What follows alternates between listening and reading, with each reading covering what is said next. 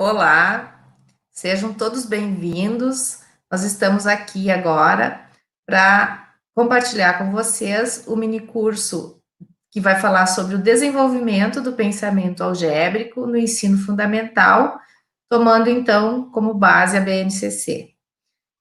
Somos então um grupo de professores e estagiário da Universidade de Passo Fundo. Eu sou Betine.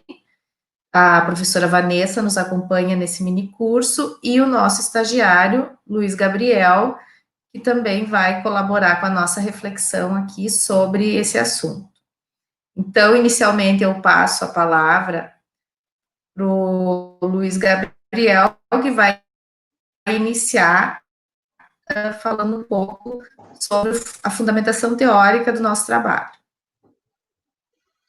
Bom, então nós vamos explicar agora um pouco como está estruturado o nosso minicurso. Inicialmente, iremos apresentar uma diferenciação entre álgebra e pensamento algébrico. Posteriormente, o sentido de símbolo e as influências dessas ideias na proposta da BNCC. Também como a álgebra está proposta na BNCC e algumas sugestões de atividades para o ensino da álgebra. Então, autores diferenciam álgebra e pensamento algébrico, apesar de elas serem ideias complementares. A álgebra, então, para Squally, é um tipo de atividade matemática, e o conjunto de habilidades intelectuais que intervêm nessas atividades são que favorecem o pensamento algébrico. Além disso, também caracteriza a álgebra como uma linguagem particular da atividade matemática. Então, o conjunto de habilidades intelectuais necessárias à álgebra, como pensar analiticamente, generalizar, abstrair, é o que favorece o desenvolvimento do pensamento algébrico. Eu gostaria de complementar que, apesar de haver esta diferenciação, vários autores propõem essas ideias, considera-se que essas duas ideias são complementares. Dizemos até que elas são as duas faces de uma mesma moeda, porque não existe uma sem a outra. Então, a álgebra vem aí como uma atividade matemática, né? É um conteúdo, é um objeto que os matemáticos utilizam e estudam, e o pensamento algébrico são as habilidades intelectuais necessárias para que isso aconteça.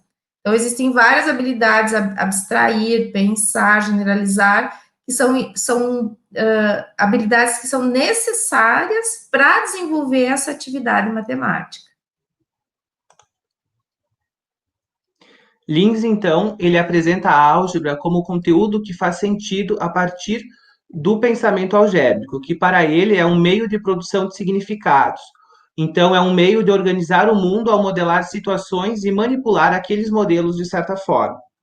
Já para Caput, há também essa distinção entre álgebra e raciocínio algébrico. Para ele, então, a álgebra pode ser considerada como um corpo autônomo de conhecimento, como um artefato cultural. E o raciocínio algébrico, então, considera a álgebra como uma atividade humana. Tal distinção, segundo ele, tem implicações para as maneiras como pensamos a álgebra. Aqueles que consideram a álgebra como o raciocínio que emerge da atividade humana e depende, então, dos homens, consideram os modos como os estudantes pensam, falam e conversam sobre matemática. Já para aqueles que consideram a álgebra como corpo de conhecimento herdado historicamente, suas leis e regularidades são da matemática em si.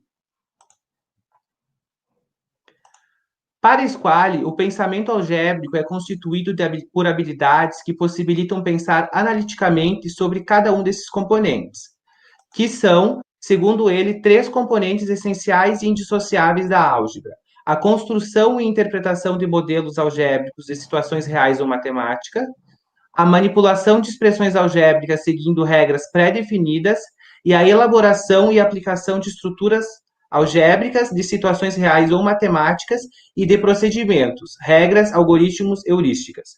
Então, é com esse conjunto de habilidades de pensamento analítico que os estudantes generalizam e abstraem relações, regras, estruturas e manipulam uma linguagem algébrica. É necessário salientar aqui que para este autor é necessário um longo período de tempo para desenvolver o pensamento algébrico. Já Arcave, então, relaciona o pensamento algébrico ao sentido de símbolo. Para ele, só é possível ajudar o desenvolvimento do pensamento algébrico se ajudarmos a desenvolver o sentido de símbolo e o significado de símbolo.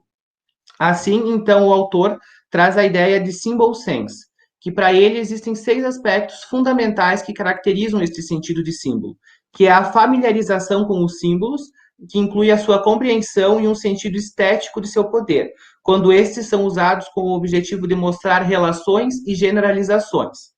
Além disso, a capacidade de manipular os símbolos e de ler através dessas expressões simbólicas, o que agrega níveis de conexões e de reflexões sobre os próprios resultados. A consciência de que podem representar relações simbólicas que expressem informações dadas ou desejadas, a capacidade de selecionar uma determinada representação simbólica e, em certos casos, até mesmo reconhecer a nossa própria insatisfação perante a escolha efetuada, tendo a capacidade de procurar uma melhor. Também ter a consciência da importância de verificar o significado dos símbolos durante a aplicação de um procedimento, a resolução de um problema ou a verificação do resultado, e comparar esses significados com os resultados previamente esperados. Além disso, também verifica a consciência de que os símbolos podem desempenhar papéis distintos em contextos distintos e assim desenvolver um sentido intuitivo dessas diferenças. Ainda referente à definição de pensamento algébrico, os autores Borralho e Barbosa entendem que o pensamento algébrico diz respeito à simbolização, então representar e analisar situações matemáticas utilizando símbolos algébricos, ao estudo de estruturas, que refere-se a compreender relações e funções, e à modelação. Então, desta forma, entende-se que implica em conhecer, compreender e usar os instrumentos simbólicos para representar o problema matematicamente, aplicar procedimentos formais para obter um resultado e poder interpretar e avaliar estes resultados. A partir do final dos anos 90, surgiu uma tendência internacional que se espalhou pela Europa e por outros países, que é chamada de Early Algebra. Essa tendência, na tradução literal, pode ser entendida como álgebra inicial, álgebra precoce ou ainda álgebra nos anos iniciais. A tradução talvez não consiga abarcar a amplitude que esse conceito visa representar na língua original. Então, esta ideia traz de que uma das possibilidades de superação da dificuldade de aprendizagem da álgebra estaria na adoção de sua abordagem logo a partir dos anos iniciais. Esta ideia tem influenciado mudanças nos currículos de matemática de diversos países e também influenciou as ideias da BNCC. Para Ferreira Leal e Moreira, esta ideia não é apenas a álgebra abordada mais cedo, é uma nova abordagem de álgebra ou uma família de abordagens para interpretar e implementar os tópicos existentes da matemática inicial. Ensinar Early Algebra não é o mesmo que ensinar álgebra. Os professores ajudam os alunos a refletir profundamente sobre tópicos comuns desde os primórdios da matemática, para expressar generalizações e usar representações simbólicas que se tornam objetos de maior análise e inferência. Embora não esteja explícito, as mudanças propostas pela BNCC quanto ao estudo da álgebra desde os anos iniciais do ensino fundamental ganham contornos nessa perspectiva. Apresentamos aqui as grandes ideias da álgebra na perspectiva de Boller. Tá? Então, para esta autora, o pensamento algébrico não se relaciona apenas aos objetos, mas principalmente às relações existentes entre eles, representando e raciocinando sobre essas relações, tanto quanto possível, de modo geral e abstrato. Além disso, Ponte Branco e Matos apresentam que um dos maiores autores que escreveu sobre esta ideia foi o americano James Caput, que para ele o pensamento algébrico é algo que se manifesta quando, através de conjecturas e argumentos, se estabelecem generalizações sobre dados e relações matemáticas. Estas são expressas por meio de linguagens cada vez mais formais. Este procedimento de generalização pode ocorrer com base na aritmética, na geometria e em situações de modelação matemática, e, em última instância, em qualquer conceito matemático lecionado desde os primeiros anos da escolaridade. Então, nesse sentido, Ponte Branco e Matos, eles percebem a importância de compreender as relações entre números e representá-las. Desta forma, então, seria passar da linguagem natural para a linguagem simbólica de maneira simbólica, Freudenthal também explica a importância de dar significados aos símbolos para proporcionar a aprendizagem. Em matemática, a noção de igualdade proposta por Ponto e Branco e Matos desempenha um papel fundamental, tendo um significado muito mais próximo de equivalência do que de identidade. Na identidade matemática, então, existe uma coincidência total entre dois objetos, ou seja, um objeto só é idêntico a si mesmo. Em contrapartida, a igualdade ou equivalência matemática é sempre relativa apenas a uma certa propriedade. Desta forma, entende-se dois sentidos mais amplos do sinal de igual. O sentido processual, que envolve a representação do resultado de uma operação aritmética e que está mais vinculado ao pensamento aritmético. E o sentido estrutural, que estabelece a equivalência entre duas expressões numéricas e se vincula ao pensamento algébrico. Também há outros significados do sinal de igual, como a equivalência entre expressões em certos casos, que refere-se às equações, a correspondência entre dois conjuntos, que refere-se a funções, a proporcionalidade como igualdade entre duas razões, a relação de desigualdade e as relações entre números, expressões e generalizações. Aqui apresentamos, então, uma sugestão de um site, o PET, que ele é utilizado para jogos, né, que ajudam nesse sentido. Apresentamos aqui 4 atividades que envolvem o sinal de igual, que é o explorador de igualdade, o simples, o básico, duas variáveis e expressões.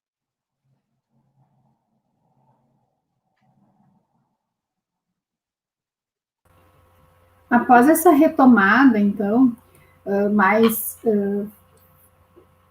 fundamentação teórica feita, né, sobre a álgebra e o pensamento algébrico, a gente vai analisar, então, como é que a álgebra era vista nos parâmetros curriculares nacionais inicialmente, né? Então, eles apontavam como uma das finalidades do ensino de matemática para o ensino fundamental que se levasse o aluno a fazer observações sistemáticas de aspectos quantitativos e qualitativos, do ponto de vista do conhecimento, e estabelecer o maior número possível de relações entre eles, né? Então, para isso, utilizando o conhecimento aritmético, geométrico, métrico, algébrico, estatístico, combinatório e probabilístico, né? Então, que o aluno fosse capaz de selecionar, organizar, produzir informações relevantes para interpretá-las e avaliá-las criticamente. Bom, como é vista, então, a álgebra na BNCC? Na BNCC, a álgebra passa a ser uma unidade temática para o ensino fundamental. E ela tem a finalidade, então, de desenvolver um tipo especial de pensamento, que seria, então, esse pensamento algébrico, e que é fundamental para utilizar modelos matemáticos para a compreensão, as representações e análise de relações quantitativas de grandezas e também de situações e estruturas matemáticas, fazendo uso de letras e de outros símbolos, né? Então, a gente percebe que na BNCC, a álgebra ganha um espaço maior, né? Inclusive, ela é uma unidade temática que deve ser trabalhada durante todo o ensino fundamental. Bom, com relação às principais ideias da álgebra, a BNCC compreende que desenvolver as ideias de variação, de equivalência, proporcionalidade e interdependência são essenciais para o desenvolvimento da linguagem algébrica. Enfatiza também a importância de que algumas dessas ideias, tais como as ideias de regularidade, propriedades de igualdade, generalização de padrões, devem começar a ser exploradas a partir dos anos iniciais. No entanto, nessa fase, não se propõe o uso de letras, obviamente, né, para expressar as regularidades, mas sim que sejam situações mais simples, né?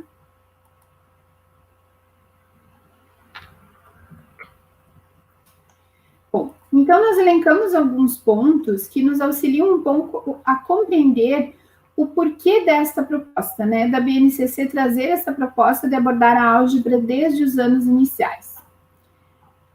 Como é de conhecimento, né, da gente, e também é apontado em vários trabalhos, a passagem da aritmética para a álgebra é uma das grandes dificuldades dos alunos.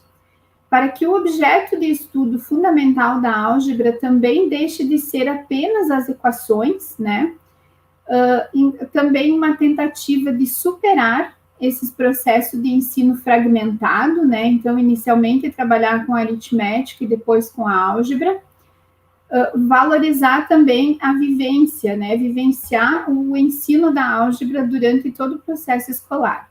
Privilegiar a ampliação gradual de um tipo de pensamento, que é fundamental para o desenvolvimento de outros conceitos matemáticos, que seria o pensamento algébrico. A superação na dificuldade de aprendizagem da álgebra pela abordagem desde os anos iniciais, então promovendo o desenvolvimento do pensamento algébrico. E também buscar resolver um dos grandes problemas na compreensão da álgebra, que é a limitada interpretação do termo variável pelos alunos.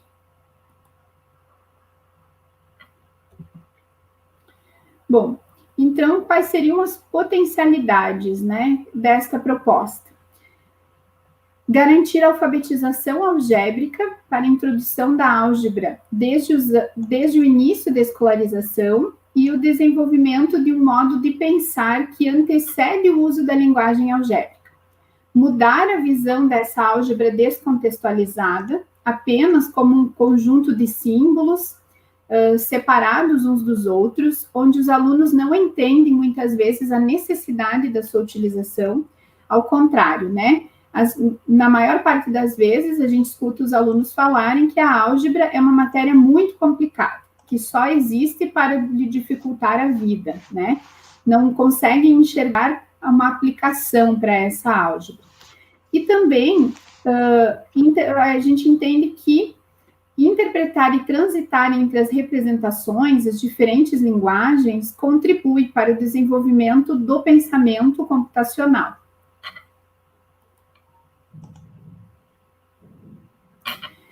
Bom, com relação, então, à implementação da proposta, né, de trabalhar com a álgebra desde o início do ensino fundamental, diversos autores falam que o reconhecimento dos padrões ajudam os alunos a perceber a verdadeira noção de variável, né, que para a maioria dos alunos é visto apenas como um termo desconhecido, né? Então, o trabalho com padrões, ele vai levar às regularidades, né, ao reconhecimento das regularidades, a comunicação matemática, a representação, generalização, abstração, análise e a síntese, ele vai favorecer, então, o raciocínio matemático. Então, esse trabalho com padrões que se estende ao longo de todo o ensino fundamental é de extrema importância. Bom, nós vamos apresentar aqui alguns exemplos, tá, de atividades que podem ser feitas com os alunos ao longo do ensino fundamental para trabalhar a questão da álgebra, né, essa unidade temática álgebra. Então, inicialmente, a gente apresenta como está estruturada a ensino fundamental 1, as etapas, né, e o ensino fundamental 2, né? Essas duas etapas, elas vão se dividir em áreas de conhecimento, linguagens, matemática, ciências humanas, ciências da natureza e ensino religioso, né? Cada área de conhecimento vai ter os seus componentes curriculares. No caso, a matemática tem apenas um componente curricular, que é a própria matemática, né? Então, aqui nós vamos ter nos anos iniciais e nos anos finais do ensino fundamental, a matemática está dividida em unidades temáticas, cada unidade temática vai ter os seus objetos de conhecimento e as suas habilidades a serem desenvolvidas. Tá? Então, aqui no primeiro ano, as 4 unidades temáticas são números, álgebra, grandezas e medidas e probabilidade estatística. Nós vamos focar, então, na álgebra, tá? E vamos apresentar, então, a partir de algumas habilidades escolhidas, né, atividades a serem desenvolvidas para atingir aquelas habilidades. Bem, então, como a Vanessa já destacou, todos os autores, não todos, mas a grande maioria, concorda que trabalhar com padrões promove o desenvolvimento do pensamento algébrico. Então, a nova BNCC, né, Base Nacional Comum Curricular, ela deu esse destaque para a álgebra, porque nos parâmetros curriculares nacionais, que era o documento anterior que nós tínhamos e que nos dava subsídios sobre o ensino da matemática, ele apresentava unidades temáticas, mas a álgebra estava inserida na unidade números, então ela estava agrupada com a aritmética.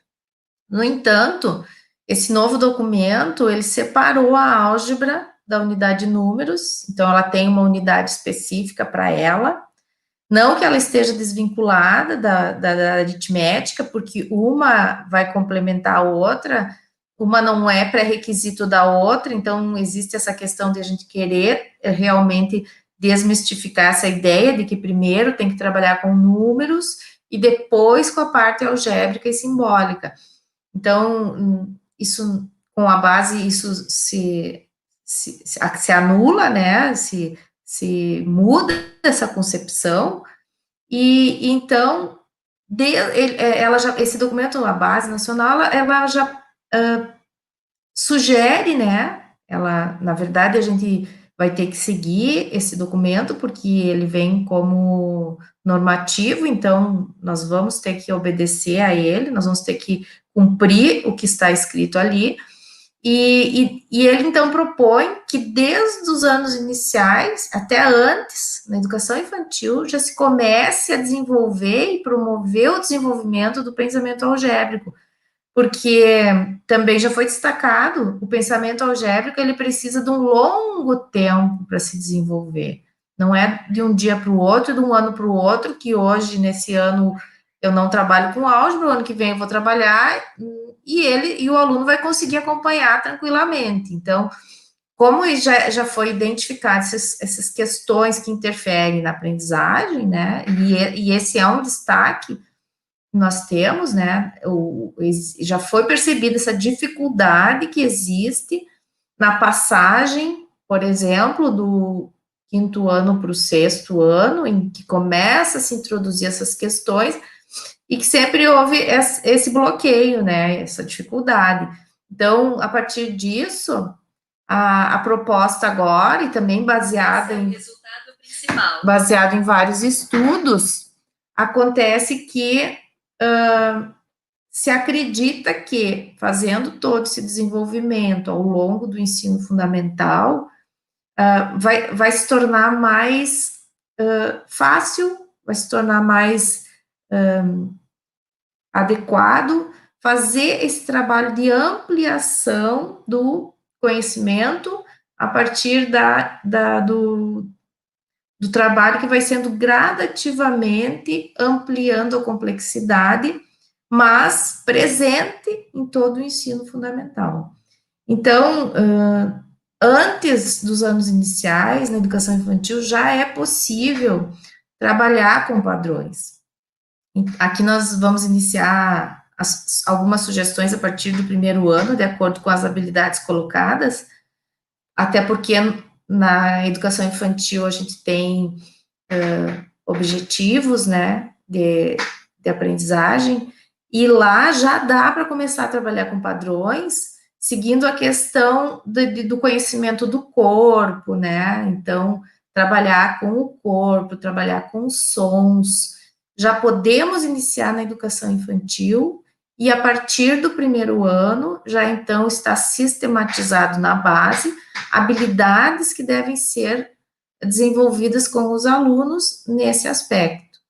E a questão foi adotar esta ideia de ampliar o conhecimento, partindo da ideia de padrões para generalização, e introdução do símbolo, porque o símbolo, ele precisa ter significado, ele precisa ter sentido, como foi colocado anteriormente.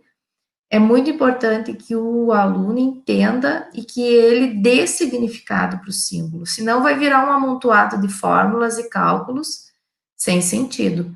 Então, temos que ter essa preocupação daqui para frente, de que o aluno atribua significado aos símbolos, e que ele mesmo seja desafiado a utilizar os símbolos a partir das suas próprias construções. Então, ele vai, a partir dos padrões, perceber regularidades da matemática, vai discutir isso com os colegas. No momento que ele faz isso, ele está se comunicando matematicamente e também argumentando, porque ele vai ter que justificar a escolha que ele fez, aí a observação e a conclusão a que ele chegou, e também, mais tarde, né, no decorrer dos anos iniciais, já entrando nos Fundamental 2, ele já começa a partir para a abstração, para representar essa regularidade por meio da linguagem matemática.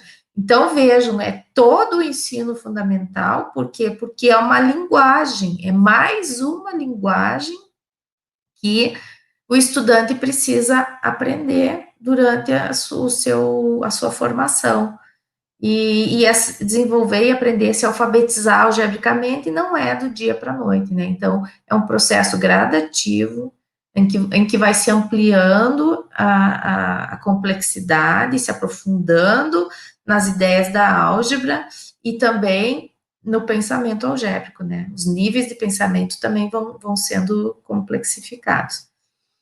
Então, dessa forma, a gente vê que isso acaba sendo uma novidade, porque nós vamos ter que contar com os professores dos anos iniciais também. Eles vão precisar contribuir com esse processo que vai iniciar nos anos iniciais e vai se estender depois, nos anos finais. Nos anos finais vai ser o professor de matemática o responsável por isso, mas ele precisa dessa construção anterior, né? Se ela não acontecer, vai ser muito difícil conseguir executar e realizar o que a base propõe, né? Então, por isso, a importância que nós estamos dando agora para ver a matemática como um todo nos anos iniciais e finais do ensino fundamental. Ela não pode ser tratada de forma muito superficial nos anos iniciais, de modo que isso impeça que a segunda etapa fique com deficiências, né? E isso a gente acaba vendo, né? A matemática está sempre com esses problemas de lacunas de conceitos, que os alunos a gente está sempre retomando, porque parece que eles não aprenderam e continuam não aprendendo as ideias principais e fundamentais, né? A parte da aritmética também, da parte dos números. Então, nós temos essa dificuldade, e nesse caso a base está vindo como uma alternativa, no meu ponto de vista, positiva, porque a proposta como ela está colocada, ela vai contribuir para o ensino da matemática, ela vai contribuir com a formação do estudante, ela busca essa unidade, de modo que essas ideias consigam ser desenvolvidas de forma mais lenta, e aí sim, né, construídas, porque cada ano vamos ampliando um pouco mais a ideia, vamos aprofundando um pouco mais, para atingir aqueles objetivos maiores lá do final. Bem, então, o que nós colocamos aqui são algumas atividades que podem ser desenvolvidas em sala de aula e que vão dar conta da proposta colocada ali nas habilidades para cada objeto de conhecimento que foi elencado na base. Então, vejam que aqui a gente realmente observa que desde o primeiro ano já surgem ali objetivos, na verdade é o seguinte, né,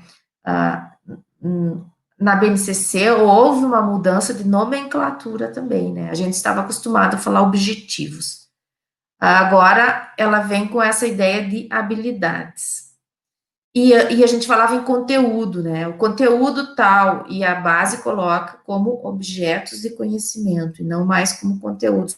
Nos PCNs era tratado como conteúdos, agora veio com essa nova linguagem, objetos de conhecimento. Por que nós temos essa nova nomenclatura? Porque na BNCC não se considera que como o que deve ser aprendido, né? Antes, o que eu preciso aprender? Os conteúdos. Agora, na BNCC, se considera que o estudante tem que aprender não só os conteúdos, ele também precisa aprender os processos de resolução de problemas, os processos de modelagem, os processos computacionais, né? Então, com esse termo objeto de conhecimento, ficou mais amplo. Não são só conteúdos a serem aprendidos, e sim também processos. E aí vem a questão das habilidades também. No lugar de objetivos, que habilidades devem ser desenvolvidas. Por que esse termo? Porque a proposta da BNCC, a avaliação é toda sobre competências, né? E quando se fala em competências,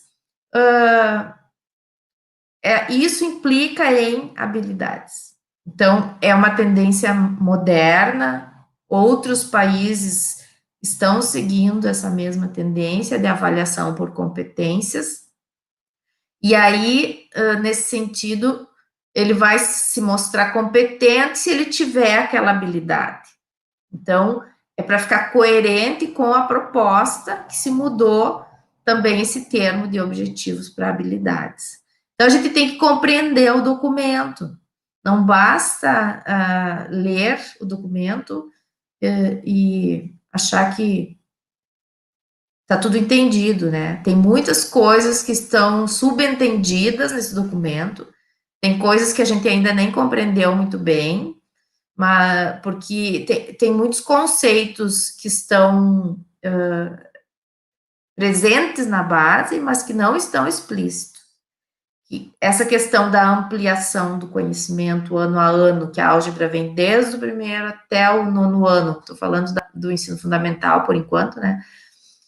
Ela fica bem evidente que ela está levando em conta a questão do aprendizado em espiral, né? Então, não está explícito, mas a gente percebe pela proposta as teorias que estão fundamentando o documento. Então, a nossa intenção aqui nesse mini curso, que acaba que a gente não consegue fazer muita atividade prática devido à situação emergencial que estamos vivendo, mas, de qualquer maneira, a gente gostaria de apresentar para vocês as propostas de algumas atividades que podem contribuir para o desenvolvimento dessas habilidades, e nós vamos fazer isso ano a ano para tentar mostrar essa construção gradual que o documento propõe. Então, vejam que já no primeiro ano aparece como objeto conhecimento os padrões, os autores, muitos autores concordam que esse é um objeto conhecimento que realmente promove o desenvolvimento e permite essa ampliação gradual. Então, vão aparecer outros conceitos, não só esse, mas este, vamos dizer assim, que vai ser o mote que vai desencadear esse trabalho de desenvolvimento do pensamento. Então, no primeiro ano, a gente já tem que pensar em desenvolver a própria linguagem e os termos envolvidos nesse objeto de conhecimento. Então, as palavras padrões, sequência, regularidade, motivo, né? Porque uma sequência envolve um motivo. Os frisos, né? A gente tem motivo de repetição. Então, nós podemos tanto falar padrão de repetição quanto motivo de repetição.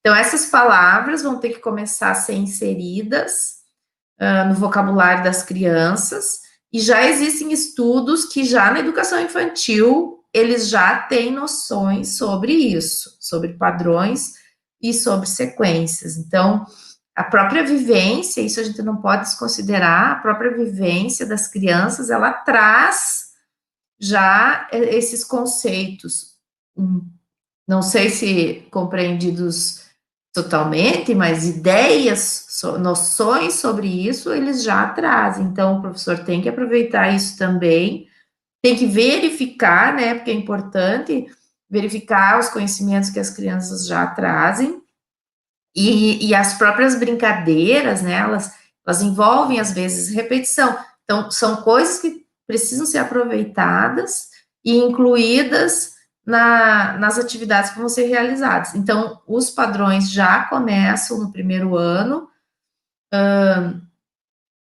em que a criança, inicialmente no primeiro ano, ela não escreve ainda, né? Algumas já, mas não é obrigatório que ela já tenha. Ela tem até o terceiro ano, né, para desenvolver a leitura e escrita, então não é garantido que todos escrevam.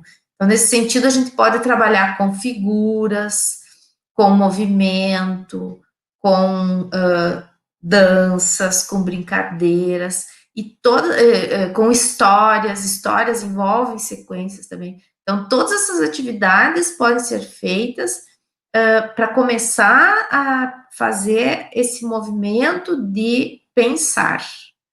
Esse é outro destaque muito importante na BNCC. A gente percebe pelos objetos de conhecimento e habilidades, principalmente pelas habilidades, que existe uma prioridade aí, que é colocar o aluno em atividade de pensamento. Ele tem que pensar, ele tem que se empenhar no seu desenvolvimento.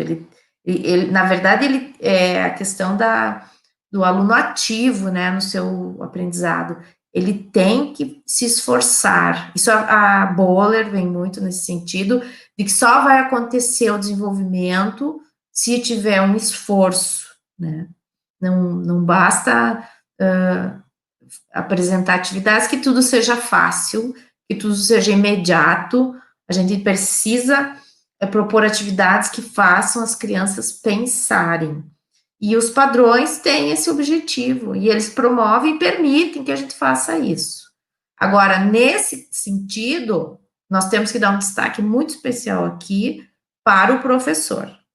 O professor, como mediador, todas as tendências, né, e as estratégias de ensino consideram que o professor tem que ser o mediador do processo, realmente, ele que vai comandar, organizar, né, primeiro ele planeja, né, mas depois ele tem que organizar, ele tem que executar e comandar o processo. E nesse sentido, o professor é muito importante o papel dele. Por quê? Porque ele tem de incentivar, ele tem que provocar, ele tem que fazer perguntas que realmente levem o aluno a pensar. Não adianta fazer perguntas muito elementares, muito simples, que, no caso, o aluno não vai despender nem o esforço para responder, para ter uma solução para aquela situação. Isso, de fato, não vai promover um desenvolvimento mais efetivo. Então, o papel do professor aí é fundamental na questão de provocar. Ele tem que provocar, ele tem que incentivar, então ele tem que mediar o aluno e o conhecimento, né? Ele tem que fazer essa ponte. Então, ele tem que estar preparado para isso. Então, em relação a essa primeira habilidade, ele vai ter que perceber qual que é o padrão, o que está se repetindo. Então, vai ser uma proposta que você apresenta para o aluno, e aí você vai questionar. Qual que é o padrão? Qual que é o próximo termo? Se eu fosse continuar isso aqui, essa sequência, isso aqui também não, né? Essa sequência, qual seria o próximo elemento? Qual é o elemento que está faltando na sequência? E no primeiro ano já diz que pode ser com números também, não só com objetos, com figuras, já entra também a questão das figuras geométricas, então a gente vai ter que ir relacionando todos esses objetos matemáticos que vão ser trabalhados durante todo o ensino fundamental. Então, já também propor tipos diferentes de sequências, porque existem sequências de repetição e sequências recursivas. Esses exemplos que estão colocados aqui são todos sequências de repetição, porque o padrão se repete, o motivo se repete.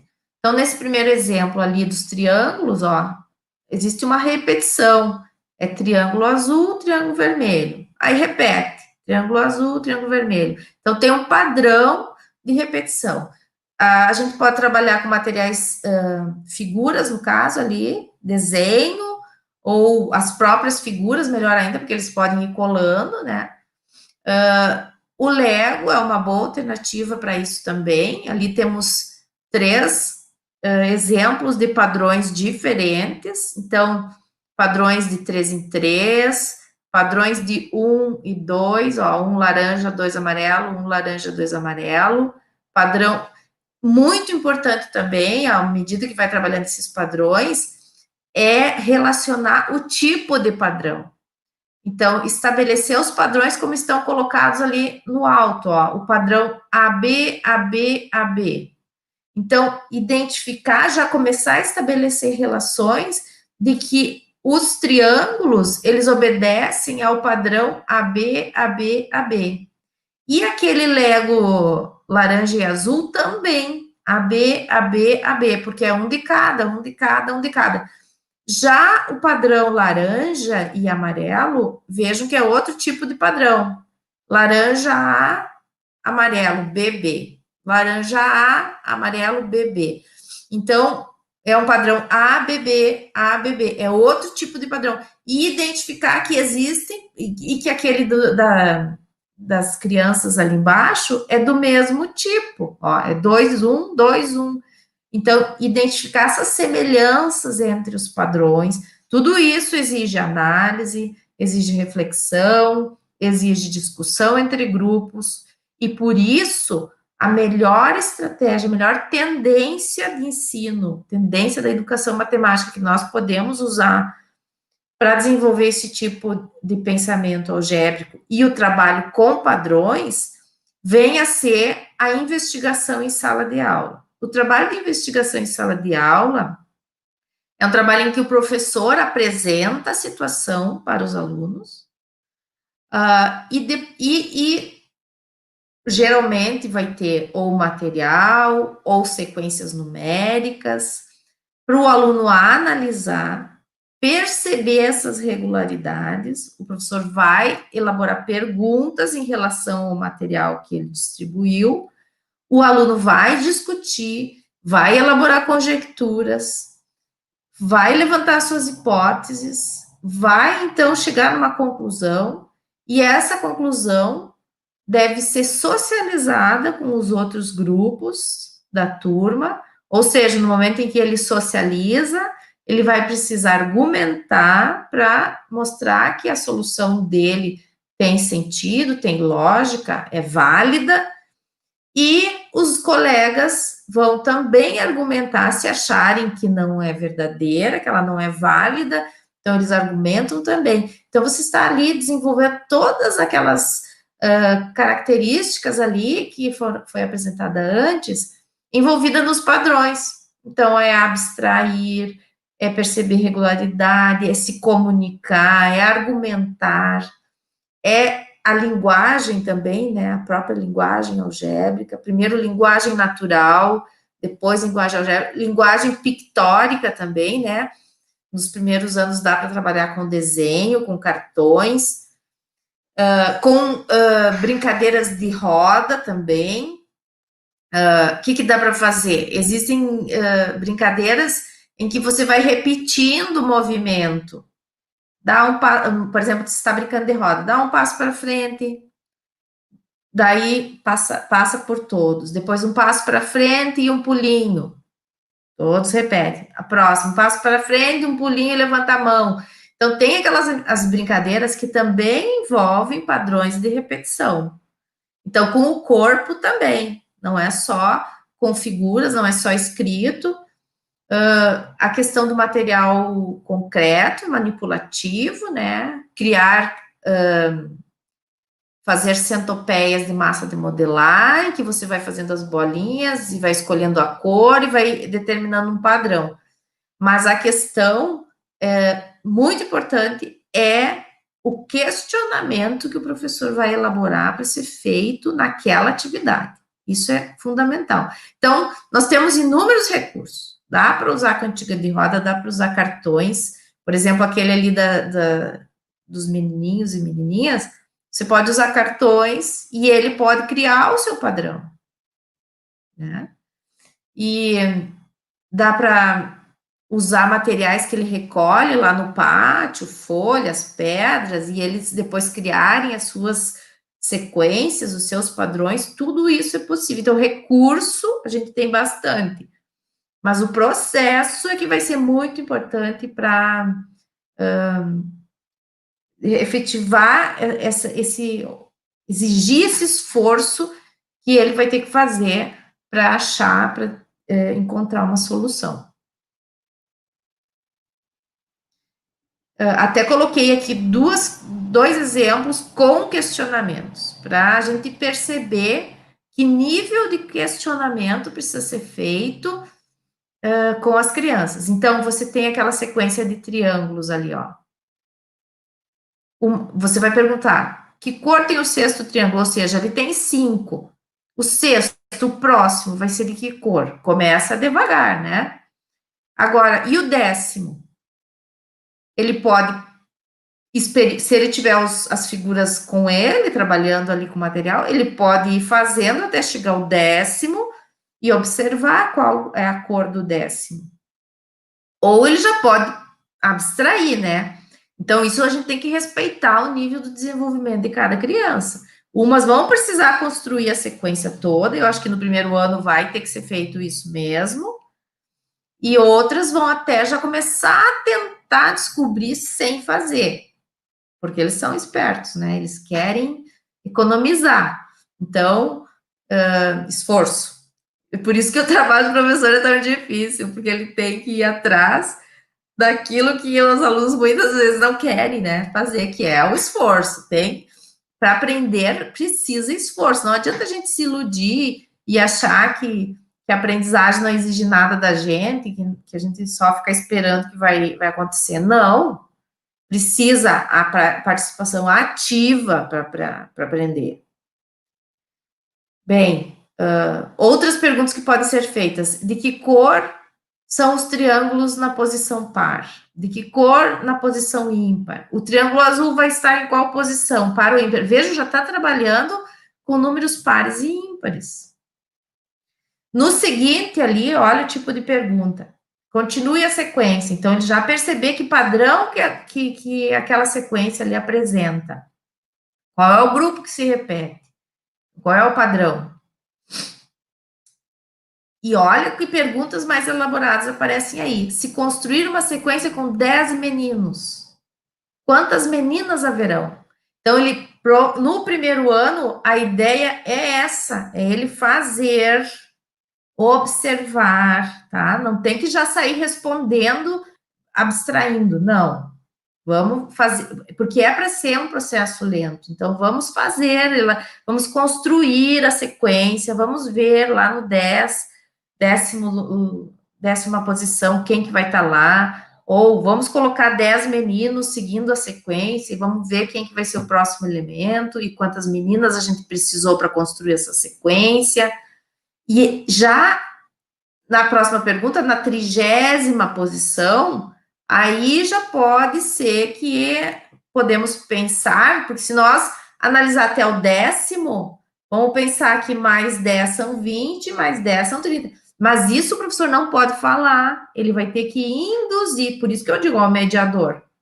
Ele vai ter que fazer perguntas de maneira que leve o aluno a pensar e chegar nas suas próprias conclusões. Ó, já tá, na última pergunta já envolve sequência de 600 crianças. Isso vai ter que abstrair, porque nós não vamos ter 600 cartõezinhos, né? Então, de que maneira chegar? Eles vão chegar nessa resposta. E aí, o que você vai ter que fazer? Como que você chegou nessa resposta? Ele vai ter que argumentar para justificar a sua resposta. Então, esses processos é que vão fazendo o pensamento algébrico dele se desenvolver.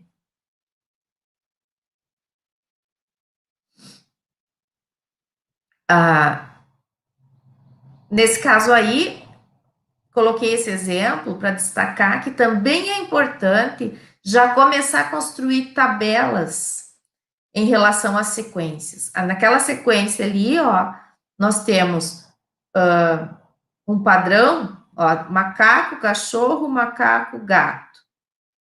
Quando que começa a repetir? Depois, macaco, cachorro, macaco, gato. Então, você observa que o padrão tem 4 elementos.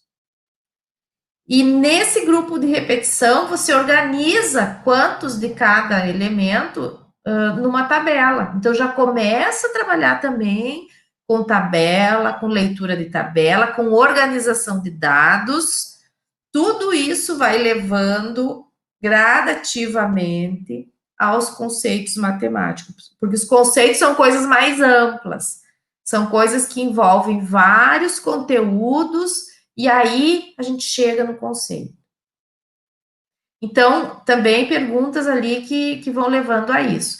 Então, nós temos tanto sequência de repetição, quanto sequências recursivas. As sequências recursivas, eu vou dar um exemplo daqui a pouco. Então, outra habilidade, sequências recursivas. Ainda no primeiro ano, gente.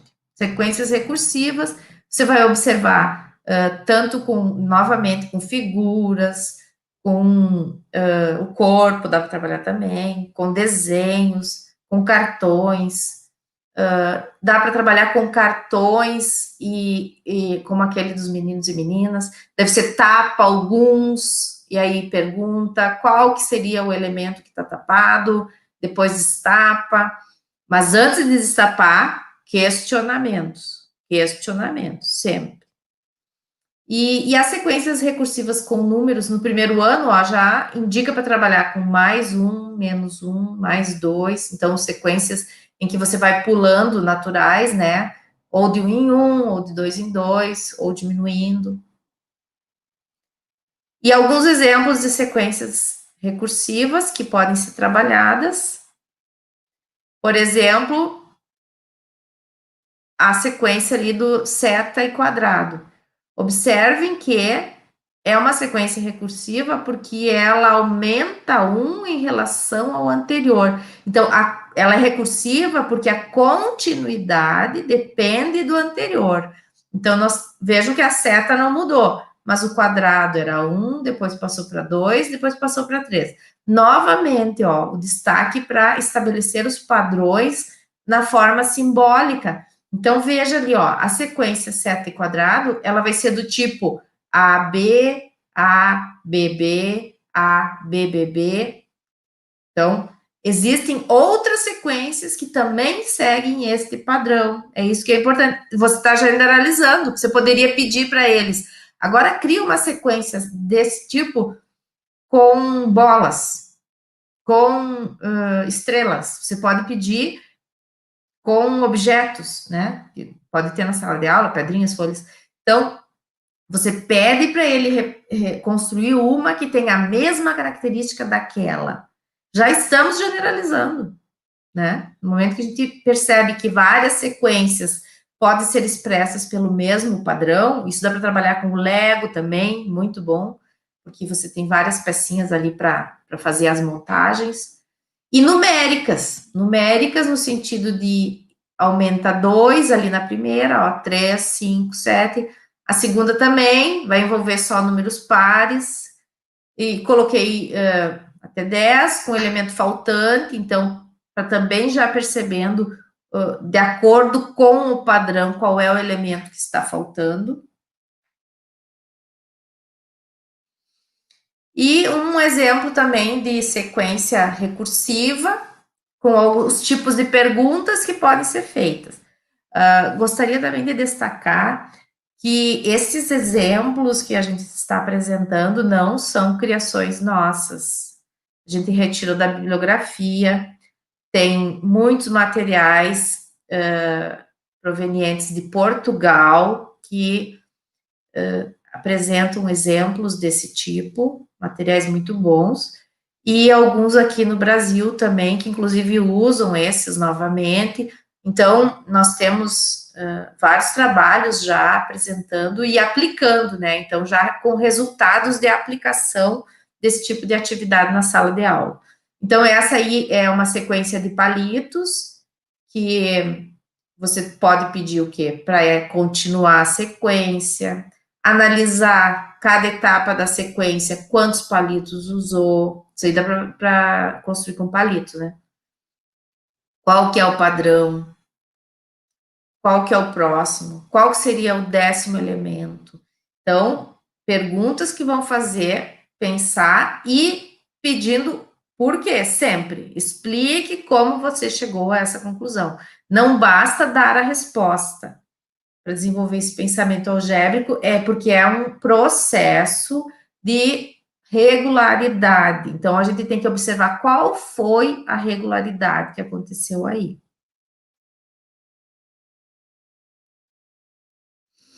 Mais uma sequência recursiva, um exemplo completo, assim, né, com perguntas, em que você vai trabalhar com as estações do ano, e cada cartinha está representando uma estação, e a sequência está sendo construída ali, colocando os cartões representando a estação, e pede para qual que vai ser o próximo elemento dessa sequência. Então, é uma sequência que está sendo construída acrescentando, né, cartões, e até o formato tem que ser obedecido. Vejam que existe um padrão no formato. Então, é uma sequência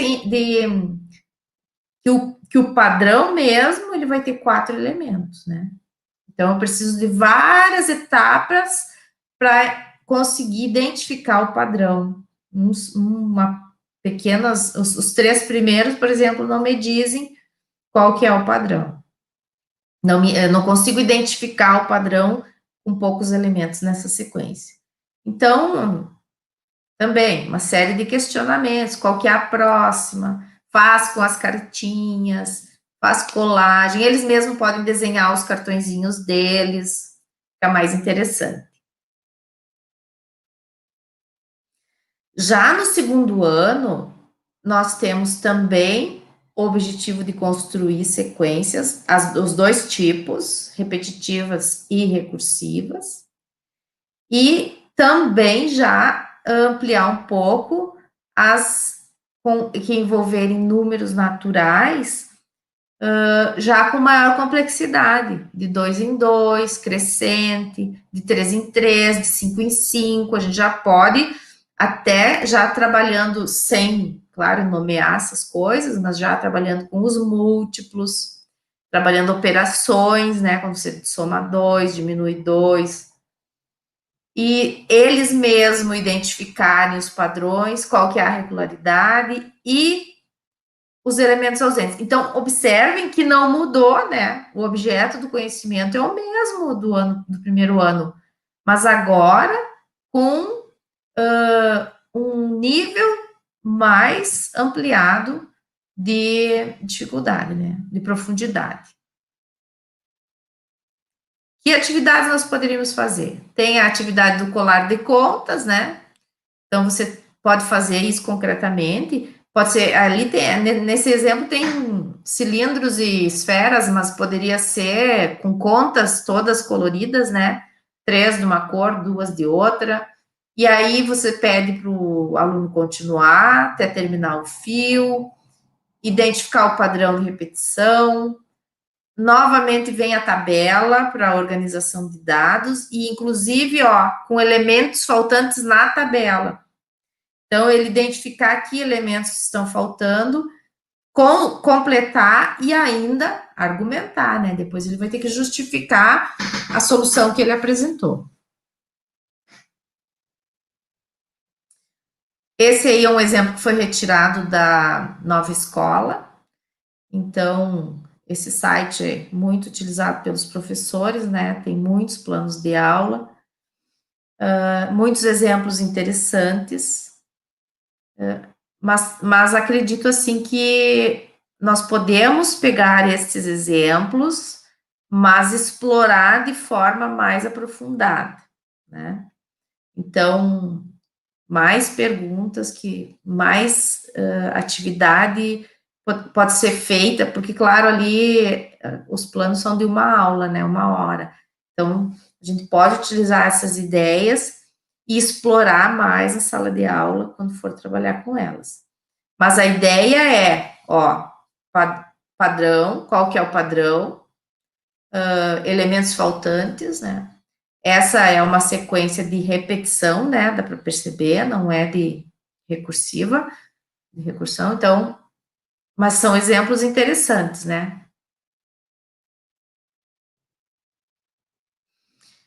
No terceiro ano, então, a gente já vai trabalhar mais com os padrões, tentando já obter uma representação simbólica, uma expressão para representar os elementos da sequência, verificar o padrão de crescimento, por exemplo, ou o padrão de decrescimento. E quando eu falo que eu estou com sequências de padrão de crescimento ou decrescimento, isso está envolvendo operações matemáticas. Então, já começar a tentar expressar esse padrão de crescimento usando a linguagem matemática. Então, já vamos usar adições e subtrações e ainda depois tentar encontrar o termo geral a partir da linguagem matemática. Por exemplo, vejam essa atividade. Então, esse se chama o triângulo de Sierpinski, né? Um fractal. Não precisamos dizer nada disso para as crianças, os nomes, né? Mas são figuras que lá no ensino médio depois vão poder também ser exploradas de outra maneira. Então, já introduzir no seu repertório figuras, exemplos que talvez a gente ainda possa aprofundar em outros momentos, porque é gradual, né? É conhecer o que a matemática nos oferece. E esse triângulo aí não é uma coisa complicada, né? Isso é uma figura formada por triângulos. Mas existe um padrão, existe uma regularidade que a criança precisa perceber qual que vai ser o próximo elemento. E estão vendo que ali embaixo já tem, ó, 1, 2, 3, 4. O que eu posso explorar? Qual que é a próxima figura? Quantos triângulos azuis em cada etapa? Quantos triângulos brancos? Como aumenta a quantidade de triângulos? O quanto vai sendo acrescentado em cada etapa? Isso também dá para construir uma tabela, né? A tabela vai ser um instrumento muito importante para nos ajudar nessas análises, nessa percepção das regularidades. Que a gente pode depois ter um exemplo a seguir que a gente vai ver isso aí. Mas então, fazer o 10º triângulo, como que ele vai ser? Quantos triângulos azuis e quantos brancos? Então, são questões que podem ser elaboradas, você vai apresentar o problema, as crianças vão discutir, vão chegar numa conclusão e depois apresentar a sua solução para validação. Então, vejam que esse é o processo matemático. É muito importante essa questão da investigação, porque a investigação, ela faz passar por todos essas etapas da construção do conhecimento matemático. Você tem um determinado problema ou uma situação, você analisa essa situação, geralmente vai buscar as regularidades e os padrões. Isso é fazer matemática, pessoal. Aprender matemática tem um processo. E esse é o processo de aprendizagem que justifica, inclusive, o próprio significado da palavra matemática, porque matemática é técnica de aprender. E qual que é a técnica de aprender? Você tem uma situação, você observa essa situação, busca regularidades, cria hipóteses e expressa em linguagem matemática e valida. Então, a investigação tem muito disso. Ela passa por todas essas etapas que fazem parte do aprender. Então, é importante esse tipo de trabalho em sala de aula. Ele vai ser ele tem muita potencialidade, vamos dizer assim. Então, esse é um exemplo. Vamos passar para o próximo. E eu só queria ressaltar que é importante também, que tu estavas falando isso, dos alunos compartilharem, né, como eles pensaram, porque, por exemplo, nesse exemplo, eles podem olhar o triângulo como um todo, né, para observar o crescimento, eles podem olhar só os triângulos brancos, ou só os triângulos roxos, né, e aí vai para observar esse crescimento. Então, é importante que sejam observadas todas as hipóteses, né? E pode ser que um aluno veja de uma forma, outro aluno veja de outra. Então, nesse momento de troca, de conversa, né? Como é importante que eles defendam as suas ideias e que também eles vejam que não existe só uma forma correta de pensar, né? Que a gente pode pensar de formas diferentes. Por isso é importante também que o problema não seja muito fechado, né? No momento em que você deixa um problema mais aberto, ele pode elaborar várias hipóteses, né? Ele pode perceber várias coisas diferentes que talvez você nem tenha imaginado, que o professor não tenha cogitado. Então, isso também tem que estar aberto para as ideias dos alunos. É um trabalho que exige que o professor seja uma pessoa flexível e que esteja preparado, porque podem vir ideias que talvez você não tinha ainda pensado sobre elas. Isso, acaba sendo um grande desafio para o professor, né? Porque ele tem que realmente estar preparado para as diversas possibilidades e até para compreender algumas ideias que talvez você não tenha pensado, né?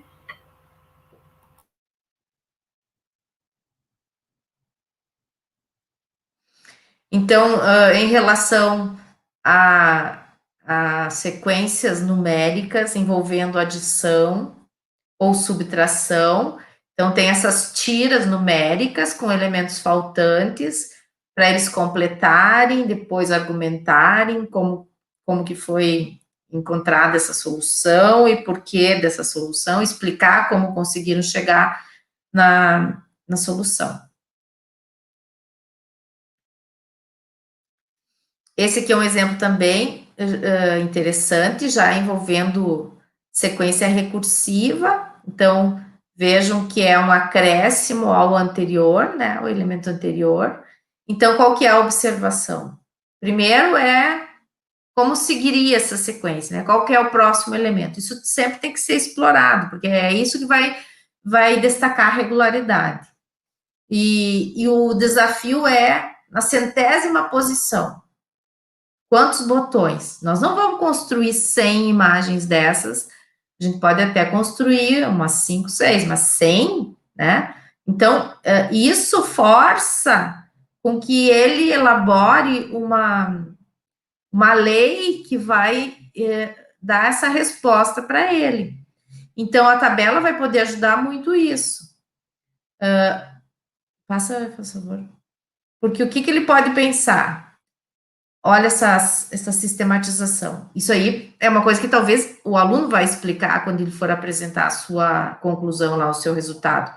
Então, ele observou ali, ó, pelo que está marcado, que no primeiro nós tínhamos 3 botões ao redor ali, depois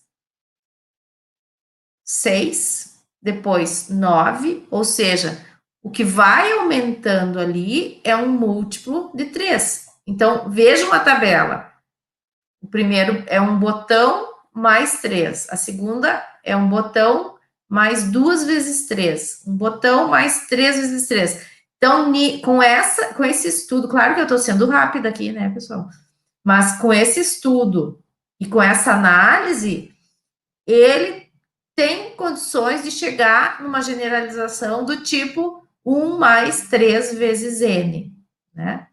E N é quem? N é a etapa. Etapa 1, etapa 2, a ordem, na tabela foi chamada ordem. Então, vejam que nesse momento, aquele N, ele tem significado.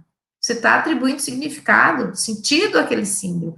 Na verdade, é ele que vai escolher qual que é o símbolo que ele vai colocar ali para representar o próximo elemento da sequência. Então, ele vai, então veja, nós não estávamos ainda introduzindo a linguagem simbólica, agora já estamos pensando em chegar nesse ponto acho que segundo ano ainda é um pouco cedo, né? Apesar de que eles já colocam ali na BNCC, mas a gente não pode dizer que é impossível, né? Impossível é até alguém conseguir fazer.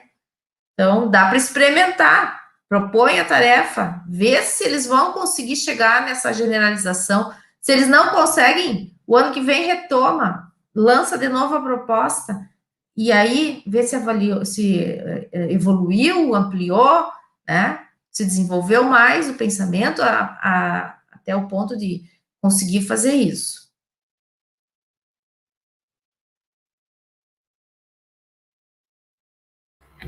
Aqui no terceiro ano, então, entra também a questão de trabalhar com a relação de igualdade, né? Então, além dos padrões que já vinham sendo trabalhados no primeiro, no segundo ano, é trabalhado aqui também, mas começa a entrar essa relação de igualdade. Compreender, então, a ideia de igualdade não apenas como um resultado final, né? Mas compreender a ideia de igualdade como uma equivalência, né? Que pode ser a representação de uma equivalência também. E aí poder escrever, né, diferentes sentenças de adição ou de subtração de dois números que resultam na mesma soma ou na mesma diferença, né? Então, amplia um pouco mais essa questão da álgebra para a compreensão da relação de igualdade, que é bem importante, né? A gente sabe que quando a gente trabalha lá com as equações, né, o quanto é importante que esteja clara essa relação de igualdade, né? E ela pode ser começada a trabalhar lá no terceiro ano, né? Trabalhando assim com objetos, né? Com números, com expressões numéricas, igualdade entre duas expressões numéricas. Aqui a gente apresenta também uma opção de trabalhar que é com o aplicativo PET, né? Que ele tem várias formas diferentes de explorar esse significado da igualdade, né? Então, desde uma igualdade, ali coloca uma balança de 2 pratos, né? E a criança precisa manter o equilíbrio dessa balança, né? Então, aqui já começa a entrar também a questão de trabalhar com os princípios, o princípio aditivo, o princípio multiplicativo. A gente não está falando isso diretamente para o aluno, né? Mas intuitivamente já está sendo trabalhado. Então, se eu preciso manter um equilíbrio numa balança, né, o que eu preciso fazer? Né, que peças eu vou colocar para manter esse equilíbrio? Obviamente, alguns aplicativos já trazem letras, né, mas nesse caso ainda não é o momento. O momento seria trabalhar só com números, igualdade de expressões numéricas, né, o acrescentar, o retirar, né. Então, aqui algumas ideias também para trabalhar com o material de Kiziner, né? Então, aqui a ideia seria uma ideia de construir uma balança, né, de 2 pratos, usando material alternativo, e aí fazer experimentos com eles com as pecinhas do material de Kiziner, né? Então, se eu coloco uma pecinha laranja num prato da balança, né, para equilibrar, o que eu preciso colocar no outro prato, né? Então, eles que comecem a perceber que não é necessário só colocar uma pecinha laranja, que você pode ter outras combinações de peças que também vão deixar essa balança equilibrada, né? Então, uma alternativa. Aqui também a questão de explorar o material do Chisinau, né? Então, explorando diferentes composições do número 10, né? Então, primeiro deixar, no primeiro momento, que os alunos explorem esse material livremente, que eles percebam como são compostas as peças, né? E talvez a primeira ideia deles seja construir essa escada, né? Perceber que a gente vai ter uma pecinha e elas vão aumentando de tamanho, né? Então, se esse não for, né, uma alternativa dos alunos, a gente pode propor, né, que se construa essa escada para verificar o quê? Para verificar esse crescimento, né, para depois conseguir observar as equivalências entre diferentes combinações de peças, né? Então, também aqui, mais uma vez, é ressaltado o papel do professor, né? De que questionamentos fazer, né? A partir de uma atividade simples, como que questionamentos eu vou fazer para levar o meu aluno a perceber, né? O que precisa ser percebido, né? Então, ali, essa construção, desde a barrinha menor, que eles observem, né, que vai aumentando de um em um quadradinho o tamanho, né, das barrinhas. Depois, num terceiro momento, então dá a ideia para eles de construir um muro, por exemplo, utilizando todas as peças, mas que tenham o mesmo tamanho, né? Então, no final, tem que ter o mesmo tamanho. Então, ali é apresentado um exemplo, né? Então, a gente percebe, por exemplo, que a peça laranja, ela pode ser obtida com a combinação de uma azul e uma branca, né? Então, a gente percebe ali essa equivalência, né? Uma peça laranja, ela pode ser equivalente a uma azul e uma branca. O tamanho, né, vai ser equivalente. Então, trabalha toda essa relação da igualdade como uma equivalência. Aí, é possível dar valores a essas peças, né?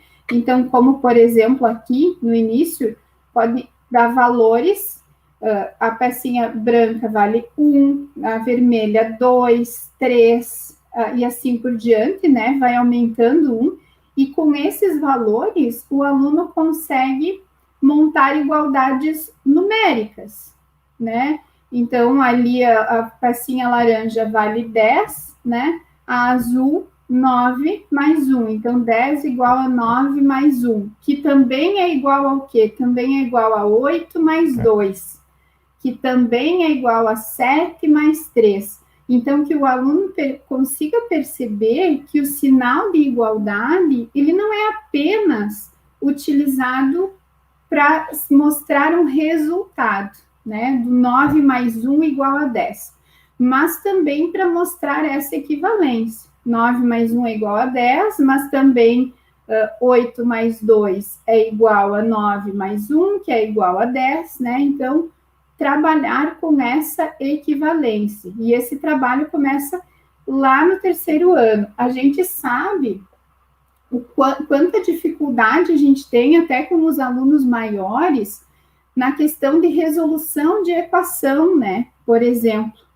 E aqui, pensando que a resolução de equação, se a gente compreender bem esse significado do sinal de igual, né, como uma equivalência, se o aluno compreender bem, ele pode ter uma facilidade na compreensão de uma resolução de uma equação, né? Então, a gente começa já o trabalho com os números para mais tarde só acrescentar as letras, né? Então, aqui também, né? 5 mais 2 é o mesmo que? É o mesmo que 4 mais quanto, né? Então, que o aluno descubra e verifique isso, que esse é o mesmo que, né? São duas expressões e pode ser representado pelo sinal de igualdade. Então, compreender essa questão da equivalência. Também é importante sempre fazer a socialização, né? Então, levar o aluno a socializar como ele pensou, né? De que forma ele pensou, porque o pensamento dele pode não ser o mesmo do colega, né? E isso é muito rico, essa troca é muito rica. Bom, aqui no 4º ano, então, a gente continua o trabalho com as sequências, né? Já começa aparecendo ali, então, sequências numéricas recursivas formadas por múltiplos de um número, né? E também, olha só, a análise de sequências numéricas formadas por números que deixam o mesmo resto ao serem divididas por um número natural diferente de zero. Então, veja, a gente, além do trabalho com os múltiplos, também começar a observar o resto da divisão, né? Então, aumenta um pouco, vai aumentando essa complexidade, né? Também ele vai precisar identificar as regularidades, né, na questão dos múltiplos, e aqui conhecer por meio de investigação, né? Então, de novo, trabalhar com a investigação, que existem alguns grupos de números naturais para os quais a divisão por um determinado número resultam em restos iguais. Então, verificando essa regularidade.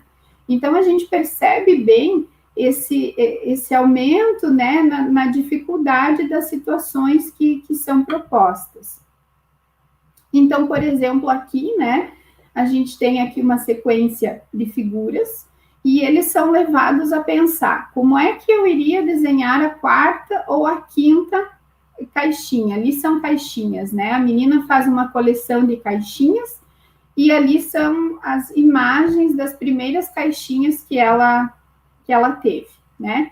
Então, como é que seria a 4ª? Como é que seria a 5ª? Então, o que ele precisa observar? Ele precisa observar que de uma caixinha para outra, o que está aumentando, né? Está aumentando a quantidade de lados. Aumenta um lado, uma figura, aumenta um lado na próxima figura, né? Então, a gente tem uma sequência. Muito bem, como é que seria a 10ª caixinha, né? Então, ele precisa perceber como é que ele vai desenhar essas 10 caixinhas, ele vai representar matematicamente, ele vai contar os lados, o que ele vai observar? Importante também que a gente trabalhe com os diferentes tipos de registro, né? Que os alunos apresentem os diferentes tipos de registro que eles fizeram, seja cálculo, né? Por meio do cálculo, por meio da representação, né? Bom, e agora a gente precisa saber quantos lados terá a caixinha de número 49. Né? Então, aí ele não vai poder, naturalmente, desenhar 49 caixinhas, né? Então, ele vai ter que observar como é que está acontecendo esse crescimento e tentar montar uma lei matemática para obter o formato, né, dessa caixinha. E esse pensamento, que eu acho bem interessante, ao final de muitos, muitos anos, o que tenderá a acontecer ao formato da caixinha da TISA, né? Então, o que vai acontecer? Vai aumentando, aumentando, aumentando a quantidade de lados e ao final de muitos anos, né? Então, que ele perceba que essa caixinha, ela vai tomando uma forma geométrica, elas sempre estão tomando formas geométricas, né? E o que vai acontecer depois de muitos anos? A caixinha vai se aproximar, né, de um círculo, diria, né, da forma geométrica de um círculo, que sempre vai aumentando a quantidade de lados, né? Então, essas observações que são bem interessantes. Uma outra situação problema, né? Então, a questão da tira, né? Essa tira que tem diferentes cores, também diferentes números, os números estão associados de acordo com cores, né? A gente vê ali, começa no 0 vermelho, depois o próximo vermelho é o 3, o próximo vermelho é o 6, alguns números a gente não enxerga, né? Então, seriam os termos faltantes numa sequência, né? Depois vai ter o branco aí, né? O número 1, branco, o número 4, o número 7, alguns a gente não enxerga, o azul, que começa no 2, depois no 5, né? Então, o que o aluno vai ter que observar, né? Que além das cores, ele tem também ali números, né? Então, o que a sequência de números nos espaços brancos tem em comum? Né? Então, o que ele vai pensar? De repente, a primeira ideia é ele pensar, bom, será que é par, será que é ímpar? Mas aí não cabe, né? No branco não cabe par ou ímpar, porque sempre uma primeira ideia é pensar em números pares ou ímpares, né? Mas aí no branco não cabe. Então, o que ele vai observar? Ele vai observar que do 1 para o 4, o que aconteceu? Né? Aumentou 3, né? Do 4 para o 7, o que aconteceu? Aumenta 3, e assim sucessivamente. Aí, entre o 7 e o 16, que números que faltam, né? Então, mais uma vez, a importância dos questionamentos, para levar o aluno a observar realmente, né, o que construir essa ideia, né? O que a sequência de números vermelhos tem em comum? Né? Então, começa no 0, 3, 6. O que tem em comum? São múltiplos de 3, né? Qual é a cor do espaço do número 51? Né? Então, como é que você sabe disso? Isso também é importante. Sempre pedir para que ele explique, né? Porque ele não vai tirar um número do nada, ele vai ter alguma explicação para dar, né? Então, como você descobriu isso? É que ele diga com as palavras dele, talvez num primeiro momento, né, ele não vai usar os termos matemáticos adequados, né, mas ele vai conseguir explicar como ele pensou, né, essa ideia de explicar como ele pensou, né. Então, aí ele vai ver os múltiplos, né, de números. A importância aí, veja com uma simples tira de papel, quantos conceitos matemáticos podem ser trabalhados, né? Então, veja, dá para trabalhar com classe de equivalência, dá para trabalhar com divisibilidade, no exemplo anterior, né, tendência, está trabalhando com limites, né? Então, são ideias matemáticas que vão sendo já apresentadas e sobre as quais ele precisa pensar. Então, são essas ideias que depois ele vai precisar para a generalização, né? Para elaborar as suas generalizações. Então, um material tão simples como esse, mas que pode ser explorado de uma maneira, de várias maneiras, né? De muitas maneiras. Então, a importância dessa questão. E em diferentes níveis também, né? Diferentes anos, porque essa tira pode ser explorada em um outro ano de uma outra forma, né? Então, a gente pode reutilizar, assim como foi falado antes dos triângulos, né? Pode usar lá no ensino médio de novo, né? Então, um material simples, tarefa simples, né? Mas que a gente tem que saber exatamente, o professor tem que ter clareza de como explorar e o que ele pode explorar naquele nível, naquele ano, né?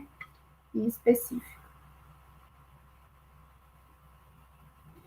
Aqui uma questão para analisar os restos, né? Então, como podemos identificar os possíveis restos da divisão de um número natural por outro? Como as informações podem ser úteis, né? O que acontece com o resto da divisão quando o dividendo é múltiplo do divisor, né? Então, para ele observar o que acontece com o resto, né? Será que conseguimos pensar nos possíveis restos das divisões por outros números naturais? Que exemplos podemos pensar? Que relações interessantes podemos encontrar observando os restos de divisões, né? Então, propor, por exemplo, uma divisão. Qual é a sequência que a gente pode formar de números naturais cujo resto da divisão por 4 é 1?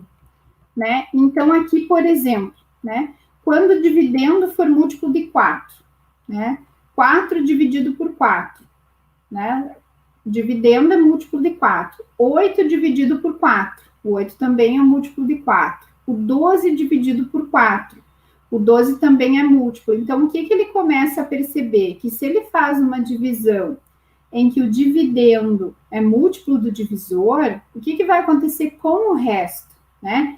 Como a gente talvez não trabalha com essa observação com o resto, né? Trabalha é mais normal a gente pensar nos múltiplos, né? Ou nos números pares, ímpares, mas aqui uma análise para o resto, né?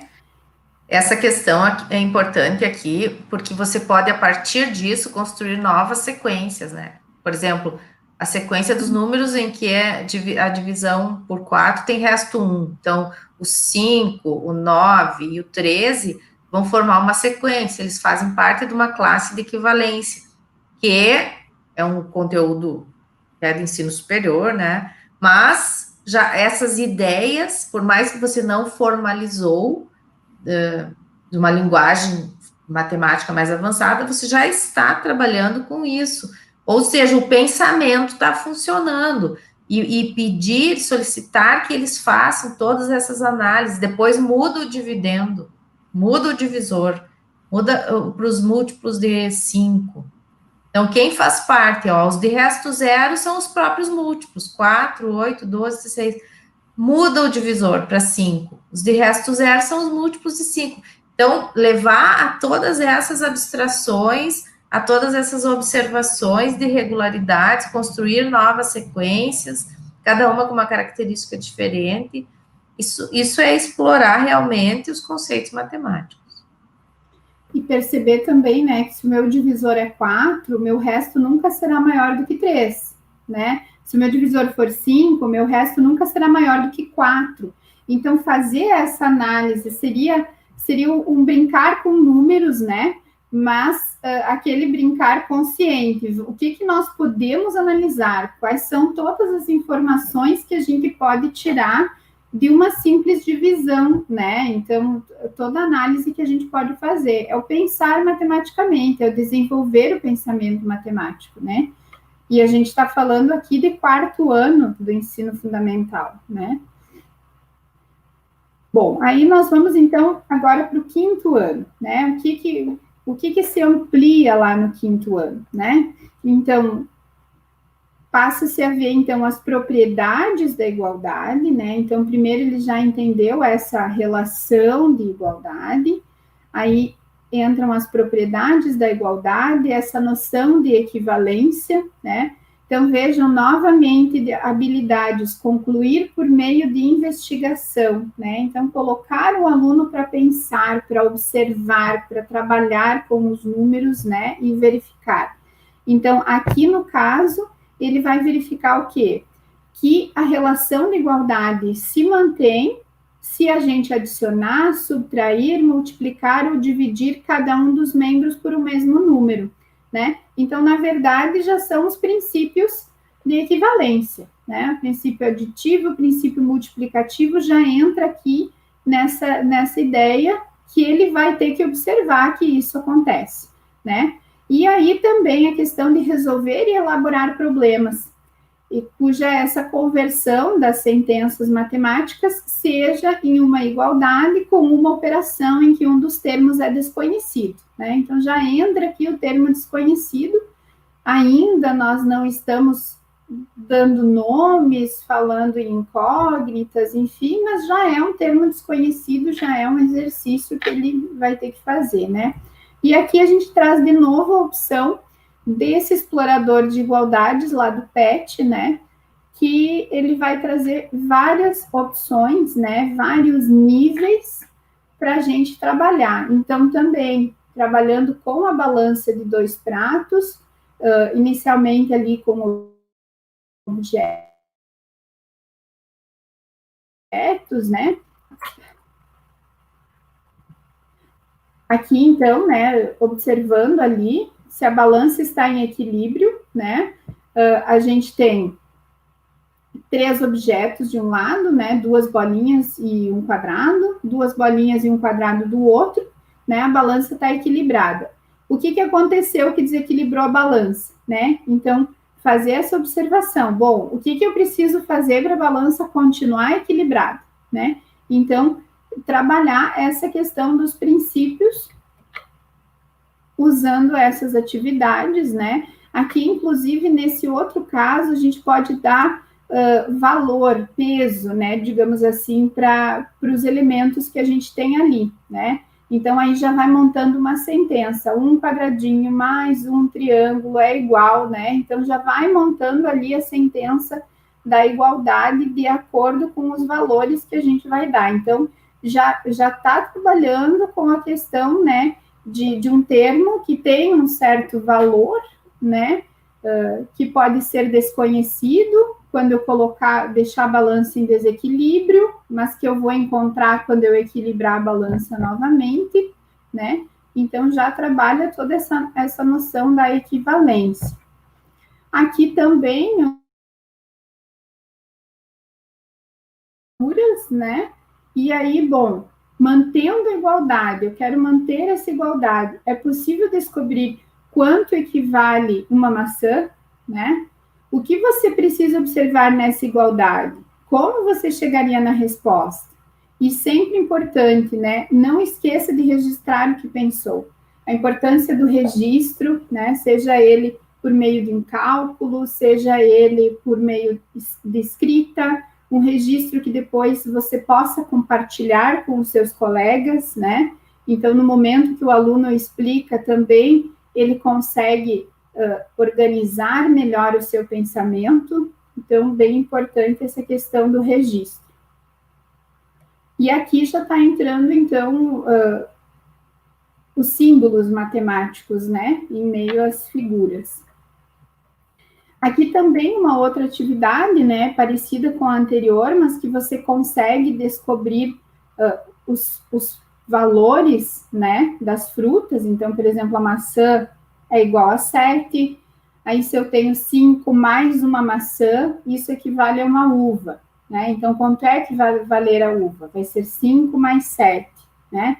E assim por diante, ele já vai conseguindo descobrir algo desconhecido, né? Então, o valor de alguma figura desconhecida no caso. E aqui, na outra atividade proposta, ele vai criar, né? Então, invente um desafio, invente um problema e dê para um colega seu resolver. Isso também é importante, porque quando ele vai criar, ele vai usar a criatividade dele para inventar o problema, mas ele vai ter que saber a resposta, né? Vai ter que pensar, organizar o seu pensamento para a resposta, e aí o colega vai resolver. E talvez o pensamento do colega para resolver não tenha sido o mesmo pensamento dele. Então, isso é importante também explorar as diferentes formas de resolução, as diferentes formas de pensamento. E aqui também uma outra daí situação, problema, mais uma resolução de problemas, né? Um grupo de ciclistas participou de uma prova de mountain bike realizada num parque da cidade e o percurso é sinalizado por placas, né? Com distância de 150 metros de uma placa para outra, né? Aí diz assim, Vitor, um dos participantes, contou 19 placas na primeira volta. Heitor, outro participante, chegou em primeiro lugar, completando a prova ao pedalar por 8.550 metros. Então, tem informações diferentes aí, tem o número de placas, tem a distância entre uma placa e outra, né? Tem o total da prova, porque o Heitor chegou em primeiro lugar e completou 8.550 metros, então, vários números ali, várias informações no problema, mas que, quando eu for questionar, né, diante dessas informações, se na trilha há 19 placas, qual o comprimento da trilha? Qual o número de voltas necessários para completar o percurso? Então, a gente não sabe o número de voltas do percurso, né? Então, o aluno vai ter que pensar, né, e com as informações que ele tem ali, fazer os cálculos e descobrir valores desconhecidos, né? Se triplicar o percurso da prova, e o número de placas contadas por Vitor. Qual a distância percorrida de cada um? Então, triplica o percurso da prova, triplica o número de placas, né? Então, colocar questões que não sejam também tão óbvias que ele vá pensar um pouco, vá analisar essa situação, problema um pouco, né? E aí, também, no 5º ano, aparece o trabalho com grandezas diretamente proporcionais, ainda então só grandezas diretamente proporcionais, problemas que envolvam a partição do todo em 2 partes proporcionais, né? Então, aqui já começa o trabalho com as grandezas proporcionais, com a divisão do todo em partes iguais, né, proporcionais. Resolver problemas, então sempre pensando em situações problema, né? E também, então, nos dois casos, com relação à partilha, né, em quantidades de um todo em duas partes iguais e desiguais, né? É isso que está as duas habilidades. Daí aqui a gente apresenta uma situação também, que é uma situação problema simples, né? Se a gente for pensar, são duas receitas, uma receita de bolo de cenoura e uma receita do suco de laranja com acerola, né? O bolo de cenoura serve em 8 porções, o suco serve 4 copos, né? Então, uma situação lá que a mãe vai receber as crianças, os amigos do Guilherme em casa, são 24 crianças, e cada uma das receitas ali tem as porções que resultam no final, né? Bom, como devem ser as receitas para que todas as 24 crianças possam se alimentar, né? Então, se o bolo de cenoura serve 8 porções, se eu tenho 24, né, um bolo de cenoura não vai dar para todo mundo comer, né? Então, é preciso, o que eu preciso fazer? Eu preciso fazer 3 vezes essa receita, né? E fazer 3 vezes essa receita. Se eu vou usar 3 cenouras, quantas cenouras eu preciso? Vou precisar de 9 cenouras. Então, o aluno vai fazendo essa relação, né, de proporcionalidade. Ele vai ter que aumentar, né, todas as quantidades, né, numa mesma proporção, multiplicando por 3, né? O mesmo vai acontecer com o suco de laranja. Bom, se ele serve 4 copos, digamos que eu queira servir aí 2 copos para cada criança. Então, são 24 crianças, né? Então, eu teria que servir 48 copos, né? Como é que eu vou pensar para fazer esse suco, né? Então, para 48 copos, teria que ser 12 vezes mais suco do que está proposto aqui, né? Então, tem lá uma polpa de 100 gramas de acerola. Quanto eu vou precisar? Eu vou precisar para fazer 4 copos. Se eu quero fazer 48 copos, eu preciso de 12 polpas de 100 gramas de acerola, né? Então, perceber que tem que aumentar proporcionalmente. E aí, várias questões podem ser colocadas, pode-se, por exemplo, verificar a quantidade de ingredientes que precisa comprar no mercado, né? Então, aí ele vai ter que raciocinar, por exemplo, ovos. Ovos, você não compra ovos individualmente, né? Você compra, digamos, uma dúzia ou meia dúzia, né? Então, como é que ele vai fazer esse raciocínio? Então, propor, a partir de uma situação que é relativamente simples, né? Propor questões que façam o aluno raciocinar e compreender, desenvolver esse pensamento da proporcionalidade.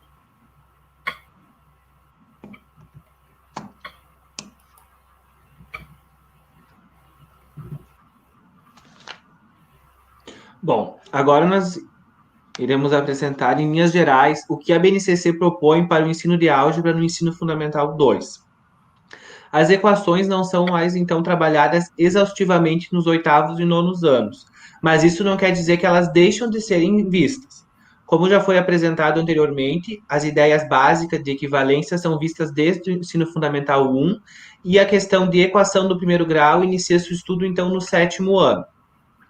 Além disso, a BNCC propõe ênfase na capacidade de resolver situações-problema utilizando o pensamento algébrico, mas, muito além disso, ela também propõe que o aluno seja capaz de criar problemas. Os estudantes também devem ser capazes de estabelecer conexões entre variável e função, entre incógnita e equação, e entre parâmetro e fórmula. Devem estar preparados para aplicar as técnicas de resolução de equações e inequações, inclusive no plano cartesiano. A álgebra também permite trabalhar com o desenvolvimento do pensamento computacional, em especial com a linguagem algorítmica, que em muitas habilidades trata de algoritmos e fluxogramas. E, além disso, dentro do contexto da tecnologia, a BNCC prevê que os estudantes estejam preparados para identificar padrões, estabelecer generalizações, propriedades e algoritmos. A gente observa, então, que no ensino fundamental 2, nos anos finais, os conteúdos os objetos de conhecimento que já estavam previstos continuam, só que com um enfoque diferente, né? Então, vamos trabalhar com equações, sim, mas não sem significado do símbolo, sem essa calculeira, né? Sem sentido. A questão da álgebra, monômios, polinômios, esse trabalho exaustivo com cálculos sem significado não está mais posto no documento. A própria equação de segundo grau vai ser trabalhada mais a partir de equacionamento de problemas e a própria resolução usando métodos não convencionais, não só fórmula de Bhaskara, mas também fatoração, completar quadrados, esse tipo de situação, explorando mais o raciocínio, o pensamento, do que a manipulação algébrica pura e simplesmente. Então, o ensino fundamental 2, então, ele acaba por dar essa continuidade e agora sim focando, então, o uso da letra, né, o uso da letra na linguagem algébrica, só que, como já foi destacado, como um dos maiores obstáculos aí de aprendizagem é essa questão de não compreender o significado do que é uma variável, então acredita-se que com toda aquela construção anterior, vai chegar no Fundamental 2 e isso vai estar mais esclarecido e mais presente na própria linguagem e no próprio repertório das crianças, de forma que se torne mais simples e significativo esse estudo dos conteúdos que envolvem a álgebra. Então, a maior novidade na BNCC é essa questão da introdução dos anos iniciais e o enfoque, né? O enfoque para os objetos do conhecimento previsto de forma diferente, principalmente por meio da resolução de problemas, como foi apresentado em vários exemplos aí. Estas, então, foram as referências utilizadas para o planejamento do minicurso. Agradecemos a atenção de todos e disponibilizamos nossos e-mails para eventuais dúvidas. Estaremos disponíveis agora, então, no Google Meet. Qualquer dúvidas, perguntas e questionamentos ou ideias, sugestões, então aguardamos vocês no chat. Obrigado pela participação.